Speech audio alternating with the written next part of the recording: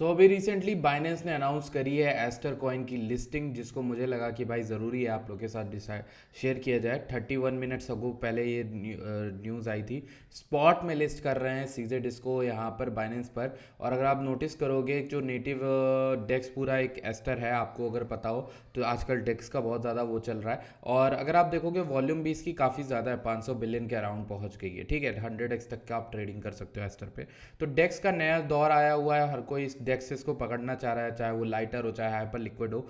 Ester एक ऐसा project है जिसको सीजेड खुद पर्सनली काफ़ी ज़्यादा शिल कर रहे हैं, जस्ट बिकॉज उनके यहाँ पर हाइपर लिक्विड पे वॉल्यूम जारी थी, इसलिए एस्टर जो है वो यहाँ पर सीजेड को किसी ना किसी तरीके से फ़ायदा पहुँचाएगा। ठीक है, अब अगर हम एस्टर को कॉइन को जो है टीए वाइज देखें तो हमने इसको काफ़ी अच्छे से पकड़ा हुआ है, काफ़ी अच्छे से इस पर वर्क किया हुआ है। मैं आपको रिसेंटली बताता हूँ कि बहुत पहले की बात है, आज से कई सालों पहले की बात है, जब हमने आपसे मेंशन किया था एस्टर के बारे में अपने टेलीग्राम पे। आप ज़रा मेरे टेलीग्राम पे जाना, आपको दिखाता हूँ मैं, रुकिए। तो जब ये कॉइन नया नया आया था, मैंने आपको बुलिशनेस के लिए यहाँ पर बताए थे लेवल्स 1.29, 1.21, 1.115। ये बात है सितंबर 21 के दौरान। और अगर आप नोटिस करोगे उसके बाद इसमें आया था एक बहुत बेहतरीन पंप। आप नोटिस करो ये 27% उठा था। फिर इस अगर मैं आपको दिखाऊं 1.29 से, ये वाला लेवल था जहां मैंने शायद कहीं पर आपको लॉन्ग करने को बोला था एस्टर। अगर आप वहां से देखोगे तो you would have got at least, I think आपने एस्टर में 88% का पंप पकड़ा होगा। ये पूरा अगर टॉप से देखो $2.4 फिर ये गया था। ठीक है, अब उसके बाद से हमने कोई खासकर एस्टर में अपडेट दी नहीं आपको, बट अब मैं आपको देना चाहूंगा। देखिए, पहले तो यहाँ से यहाँ का ये एक शॉर्ट पोजीशन बहुत अच्छा बन रहा था। जैसे जिस शॉर्ट की मैं बात कर रहा हूँ वो शॉर्ट ये थी। ये क्यों शॉर्ट थी? ये यहाँ पर गोल्डन पॉकेट की वजह से थी। 0.786 का आप टारगेट रख सकते थे और ये पूरी शॉर्ट आपको लेके जाएगी लेटेस्ट स्विंग लो के अराउंड, ये वाले लो। ये आपका एक अच्छा शॉर्ट बना था। इसके बाद आपके पास कोई भी लॉन्ग के ऑप्शन अच्छे नहीं बने थे, ये लॉन्ग कंसिडर नहीं की जाएगी अच्छी खासी। लेकिन मैं आपको कुछ चीज़ें बताता हूँ करेंट प्राइस के हिसाब से। देखो, एस्टर में मुझे एक लेवल दिख रहा है बड़ा ही इंटरेस्टिंग, विच इज़ $2 से लेकर $2.1। तो $2 से $2.1 के एरिया को मैंने ऐसे मार्क कर लिया। ठीक है, ये वाला एरिया रह जा रहा है, तो मैं अगर इसको और चौड़ा कर लूँ तो इस तरीके का एरिया मेरे हिसाब से आता है। ठीक, तो एस्टर कहीं ना कहीं अगर इस एरिया को तोड़ रहा है तो क्लियर कट इसमें लॉन्ग बनेगी 2.43, क्योंकि ये जो विक है ये उतनी कंसिडरेबली स्ट्रांग नहीं है, क्योंकि यहाँ पर कोई उसका बैक ट्रेस नहीं है। मतलब पीछे कुछ भी ऐसा हुआ नहीं है कि ये विक वाला लेवल स्ट्रांग होल्ड करे, बट यहाँ पर हुआ है। 2.4 के अराउंड प्राइस एक्शन अच्छा हुआ था, इसलिए मैं ऐसा बोलूंगा कि अगर ये $2.13, $2.12 के ऊपर अगर एस्टर ब्रेक करता है और 4 घंटे की कोई भी क्लोजिंग देता है तो एस्टर में एक अच्छा लॉन्ग का मूव बन सकता है। एंड आपका एसएल जो है बहुत छोटा सा रहेगा, लाइक आई थिंक 10% मैक्स या फिर 20%, और आपका टारगेट इससे भी ऊपर हो सकता है। आई थिंक 2.44 से भी ऊपर हो सकता है। आप और बड़े टारगेट इस कॉइन के लिए ले सकते हो। प्रिसाइजली आप $3 का भी टारगेट रख सकते हो अगर ये इसको इस तरीके से ब्रेक करता है। ये एस्टर का अनुमान हो गया। अब मैं एस्टर में कुछ चीज़ें आपको और बताता हूँ। देखो, इस कॉइन में कुछ चीज़ें कंफ्यूजिंग क्या हो जाती हैं, कब हो जाती है, किसी भी कॉइन में हो जाती है चीज़ें कंफ्यूजिंग, तब होती है जब देखो ये लो बना, ठीक है, ये लो प्रोटेक्टेड है, अभी भी ये लो प्रोटेक्टेड है, इसके नीचे के सेल अभी भी नहीं खाए गए।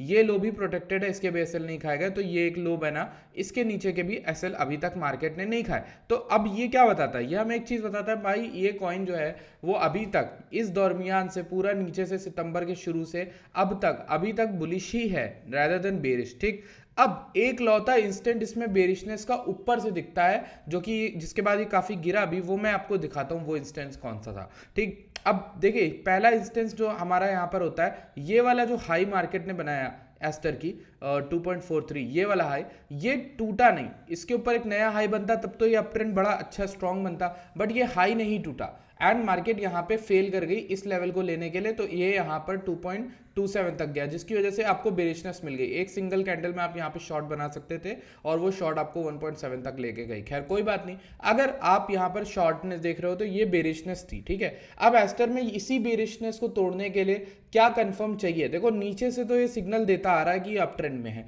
ऊपर से सिग्नल इसका नहीं मिल रहा है। समझ में आ रही मेरी बात? ऊपर से सिग्नल नहीं मिल रहा, तो इसीलिए मैं कह रहा ये लेवल टूटे, और अगर ये मान लो विक भी टूट गया 2.27, तो ये अच्छा बुलिश हो जाएगा एस्टर कॉइन। ठीक है, आपके लिए बहुत अच्छा बुलिश, और फिर ये भाग सकता है, आई थिंक न्यू लेवल्स तक भाग सकता है, और इसमें आपको अच्छे खासे टारगेट्स भी मिल सकते हैं। अब अगर आप फिबोनाची के एक्सटेंशन यूज करो या आप कोई भी लेवल यूज करो, राउंड नंबर भी यूज करो, तो अब मैं लग रहा है आपको एस्टर के अगर कुछ टारगेट्स बताऊं तो आपको 2.65 3.36 तक का टारगेट मिलता है। तो लेट सपोज अगर मैं 3.36 को मार्क कर दूं तो आपके पास ये लेवल बचता है, एक आपके पास लेवल बचता है ये वाला।